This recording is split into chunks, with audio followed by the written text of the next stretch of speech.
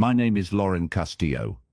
I'm 29 years old. For most of my life, I thought loyalty to family was unbreakable. Like blood was a guarantee of love.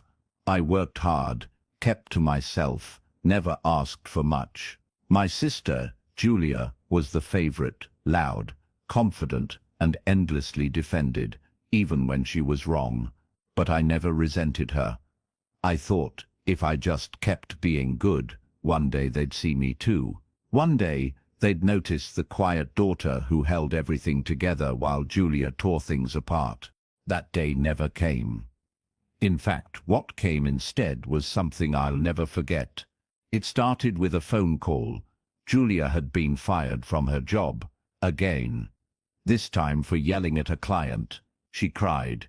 She blamed everyone but herself, and within hours, my parents turned on me like wolves, blaming me for not helping her enough, for not using my connections to protect her, as if I owed her my reputation, as if I was supposed to sacrifice my own peace for her chaos. The fight wasn't loud at first. It was cold, calculated. My mother said I was selfish. My father stood in the corner, arms crossed, eyes full of contempt. I never understood.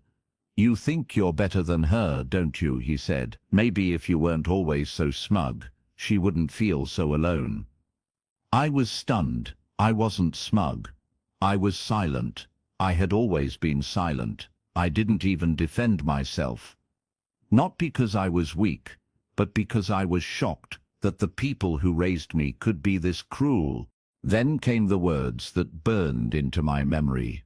Julia screamed, "Why don't you just go die if you hate us so much?" And instead of stopping her, my mother nodded. My father opened the front door. "Get out," he said.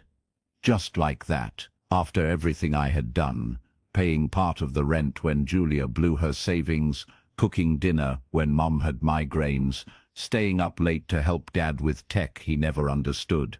They erased me in seconds. And I walked out carrying nothing but my keys and the coat I happened to be wearing. I didn't cry. I didn't beg. I didn't even look back. I just walked down the street as the door closed behind me. And somewhere between one breath and the next, something inside me hardened. Not into hate, not into revenge, but into resolve. They had thrown me out like I was nothing. Now I was going to show them exactly what nothing can become when it rises. I had nowhere to sleep that night, but I had something far more powerful than comfort: clarity. And when you give a quiet person clarity, they stop hoping. They start building. I found a cheap room in the back of a local hostel that night. The kind with flickering lights, paper-thin walls, and the smell of old carpet that clings to your clothes. It wasn't home, but it was the first place I could breathe without being blamed for someone else's mess. I lay there on the thin mattress, staring at the ceiling, not wondering why they did it, but why it took me so long to see who they really were. I thought about the birthdays Julia ruined by showing up drunk and starting fights, and how my parents still made me apologize for reacting. I thought about the job I almost lost 3 years ago, because I skipped meetings to rush home and help Julia after her third breakup. I thought about how every single time she failed I was expected to clean it up, and the one time I didn't, the one time I said she needs to fix it herself, I was exiled. The weight of that realization didn't make me angry. It made me silent in a new way, a deeper way. I started to see all the places in my life where I had disappeared to make others comfortable, where I had dulled my shine, bent my spine, and swallowed my words, not because I was wrong, but because I thought love meant sacrifice. It doesn't. Not like that. Love without respect is manipulation, and family without trust is just a contract signed in guilt. Over the next few days, I moved with purpose. I went back to work like nothing had happened, smiled when needed, took meetings, delivered on every deadline because I needed my income. But more than that, I needed to prove to myself that I could thrive without the fake safety net they used to control me. I stopped returning my mother's texts. She only sent 3. The last one said, "You did this. You broke the family." I didn't respond. She didn't deserve one. The truth is, I didn't break the family. I just stopped pretending I was the one holding it together. And that silence, it started to eat at them. Because when you're used to controlling someone through guilt, their peace becomes your punishment. I could feel it in the distance between us. That space I used to fill with apologies and explanations, now filled with nothing but their own echo. But I wasn't interested in making noise. I was interested in making moves. And as fate would have it, an opportunity was about to fall into my lap that would let me turn every ounce of pain into power. Julia had burned more bridges than anyone realized, and soon she was going to need me more than she ever had. A week later, I received an unexpected message on LinkedIn. It was from the VP of a PR firm, one I knew Julia had desperately been trying to get into for months. He had seen my work through a partnership project and wanted to know if I was available for a temporary contract. "We need someone stable, someone who won't set fires behind them," he wrote. I couldn't help but smirk. Julia had interviewed with them weeks earlier and clearly left a bad impression. They were reaching out to me, the one she and my parents had discarded like dead weight. I met with him the next morning, calm, professional, efficient. I gave him none of my personal backstory, just results, and within 48 hours, I was not only signed on as a consultant, I was being offered a shot at a permanent lead role in the department. Julia had once said I was too boring to thrive in. Every email, every meeting, every deliverable became more than work. It was a brick in the quiet empire I was building while they thought I was broken. Then came the irony. Julia applied again, this time under a slightly altered resume and a new email. She didn't know I was already sitting in the decision room when her name came across the table. I didn't speak. I didn't laugh. I simply highlighted 3 red flags and let her own reputation speak louder than anything I could say. "Too volatile," I said softly when the hiring manager asked my opinion. "Not a team player." It wasn't spite, it was truth. And that's all I needed. But what happened next? That was the twist. A week later, Julia showed up at my work building, not as an employee, as someone looking for help. She must have heard I was involved in the hiring process. She waited near the elevator with her usual dramatic energy. "Lauren, please. I didn't know you were here. Can we talk?" I looked at her, truly looked at her. And for the first time in my life, I didn't see my sister. I saw a manipulator dressed in desperation, and I said, "Talk to HR. I'm not the fixer anymore." She blinked, shocked, like she couldn't believe I wouldn't fall into formation, and I walked past her, calm, no anger, no scene, just a woman who had outgrown being used. That moment, it was the most powerful silence I had ever delivered. I didn't need revenge. I just needed her to realize she no longer had access to me. Back at home, well, not home, but the life I was creating, I opened my laptop and added a new name to the advisory board I was forming. A new initiative to support young professionals who've been overlooked or mistreated in family-run businesses. My little project, born from the ashes, built with purpose. And Julia, she was now one of the many faces outside the glass, knocking, hoping someone would open the door. Word got around, not just that I had landed a major position, but that I was thriving. I didn't post anything flashy, no victory speeches, no digs. Just quiet, consistent success that started showing up in places Julia couldn't ignore. My name was attached to projects she used to brag about, maybe touching.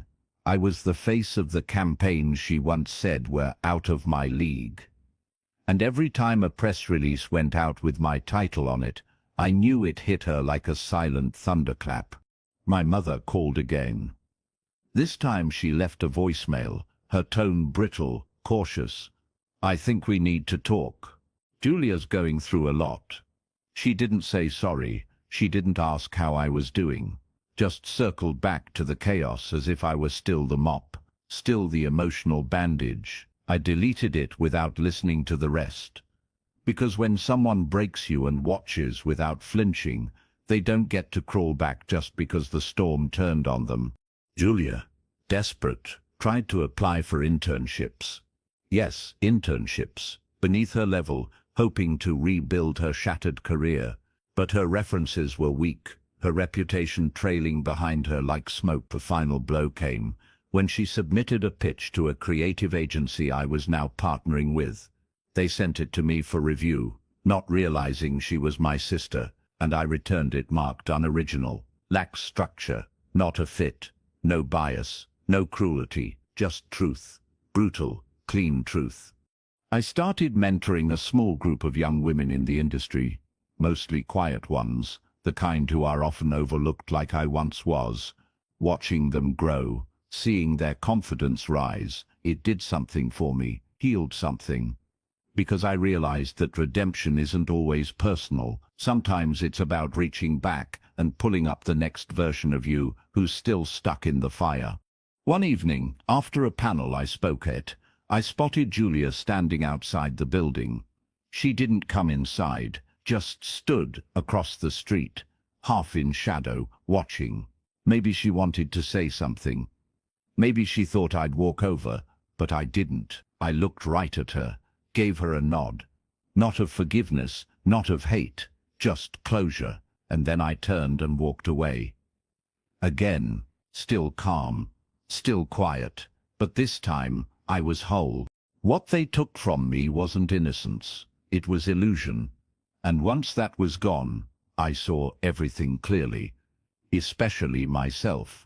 Not the failure, not the shadow, but the woman who rebuilt a life from nothing and never asked for applause. About 2 months after that panel, I heard the news through a former colleague of Julia's. She had moved back in with our parents. Her savings had dried up. Her name was quietly blacklisted from 3 firms, and she had started picking up temp work, the kind she used to mock me for doing when I first started out. The irony didn't bring joy. It brought perspective, because while they tried to bury me, I had learned how to grow in the dark. Julia had never learned how to stand on her own without someone cleaning up the mess behind her. I imagine my parents weren't thrilled either. The daughter they had kicked out was now someone other people listened to, respected. And the one they sheltered, she had no job, no plan, and no more excuses. From what I gathered, the house was tense. They were arguing a lot. My mother even tried messaging me again, this time opening with, "We all made mistakes." I almost laughed. No, they didn't make mistakes. They made choices, and now they were simply living with them. Meanwhile, I was being invited to speak at conferences, offer commentary in industry journals, and contribute to campaigns with real social weight. I was creating from a place of pain that had transformed into power, and that made everything I touched authentic. People saw it, felt it, not because I was loud, but because I was real. That was something Julia never understood. You can fake charm, fake success, fake innocence, but you cannot fake depth. One afternoon, I received a package, no return address. Inside was a small photo, an old one. Julia and me at ages 7 and 9, holding hands in matching sweaters. Behind it, a folded piece of lined paper in Julia's handwriting. I didn't know how to be anything but the favorite. "I'm sorry I made you pay for that." I read it once, then tucked it away in a drawer, not to cherish, not to forgive, but to remind myself of how far I'd come. You see, when someone hands you their guilt, they're not asking for mercy, they're begging you to carry the weight they can no longer hold. But I had already unloaded mine. I didn't need to carry hers. She was finally feeling the emptiness of applause earned through favoritism and discovering that real life doesn't care about golden child status. It only listens to who shows up with substance. And that was the quietest part of the revenge. Not that I rose, not that she fell, but that I never had to say a word to make it happen. The silence she used to ignore me had now become the wall between her old power and my new peace. I live differently now. There's a quiet in my life that used to feel like loneliness, but now feels like freedom. My mornings aren't filled with dread, waiting for the next fire to put out. I don't brace myself every time my phone rings, and I don't flinch at my reflection, wondering if I'm too harsh, too cold, too unforgiving. I'm not. I was just someone who finally stopped bleeding for people who never once brought a bandage. I never moved back into the old neighborhood. Too many ghosts there. Instead, I bought a small condo overlooking the city, not flashy but full of light. My own space. Every piece of furniture, every framed print, every plant in the window, chosen by me. Nothing inherited, nothing borrowed. I created a home where no one's voice echoed except my own, and that is sacred. Sometimes people ask me how I did it, how I survived being kicked out, erased, betrayed. I tell them the truth. I stopped trying to prove I was worthy of staying. I stopped chasing the approval of people who only valued me when I was quiet and useful. I stopped shrinking, and when I stopped doing all of that, the world finally made room for the real me. I've seen Julia only once since that last message. At a coffee shop, purely by coincidence. She looked smaller somehow, like someone who was still trying to stretch a story that no longer fit. We made eye contact. I nodded. She didn't smile, just looked away. And that was all I needed. Not a confrontation, not a reconciliation, just confirmation. The chapter was closed. As for my parents, I haven't heard from them in over a year. No birthdays, no holidays, no guilt-laced invitations. And that's okay. I didn't want revenge. I wanted release. I didn't need them to apologize. I needed them to let go. And they did. Just not in the way they expected. When they told me to leave, they thought they were throwing away a burden. They didn't realize they were setting me free. My name is Lauren Castillo. I'm 29 years old, and I am no longer the background character in my own life. I didn't scream. I didn't beg. I didn't burn the bridge. I just built a better one. And when they turned around to find me, I was already too far to hear them.